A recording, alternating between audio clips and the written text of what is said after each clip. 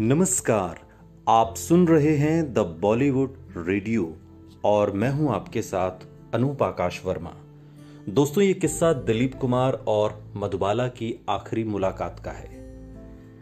बॉलीवुड को दिलीप कुमार ने अपने 6 दशक दिए और इतने लंबे करियर में उन्होंने केवल 63 फिल्में ही की, लेकिन बस इतनी फिल्मों से ही उन्होंने हिंदी सिनेमा में अभिनय की एक अलग परिभाषा दी।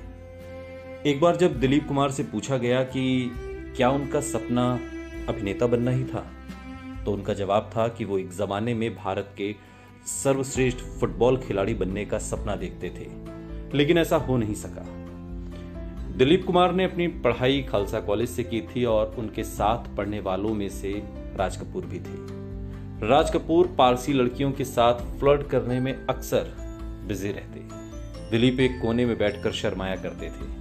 किसे पता था कि एक दिन दिलीप कुमार भारत के सर्वश्रेष्ठ अभिनेता बनेंगे और अभिनय की एक नई परिभाषा लिख देंगे।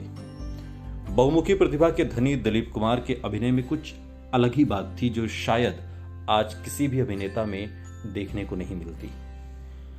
दिलीप कुमार हमेशा कहते थे कि मधुबाला बहुत ही जीवंत और फुर्तीली महिला थी। उन्होंने एक बार बताया था कि मधुबाला ने मुझ जैसे शर्मीले शख्स से बात करने में कोई परेशानी उन्हें होती ही नहीं थी। उनकी जोड़ी आदर्श थी, लेकिन मधुबाला के पिता की वजह से ये प्रेम कहानी बहुत ज्यादा दिनों तक नहीं चली।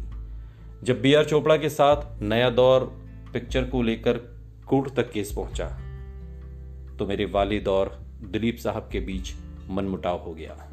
ये बात मधुबाला ने कही थी। जब अदालत में उनके बीच समझौता भी हो गया, दिलीप साहब ने मधुबाला से कहा कि चलो हम लोग शादी कर लेते हैं। इस पर मधुबाला ने कहा कि शादी तो मैं जरूर करूंगी, लेकिन पहले आप मेरे पिता को सॉरी कहिए, माफी मांगिए। लेकिन दिलीप कुमार ने ऐसा करने से इनकार कर दिया और इसके बाद इन दोनों के बीच जो रिश्ता था वो रिश्ता यहीं से खत्म हो गया। मुगले आजम फिल्म बनने के बीच नौबत यहां तक आ गई कि दोनों के बीच बातचीत तक बंद हो गई।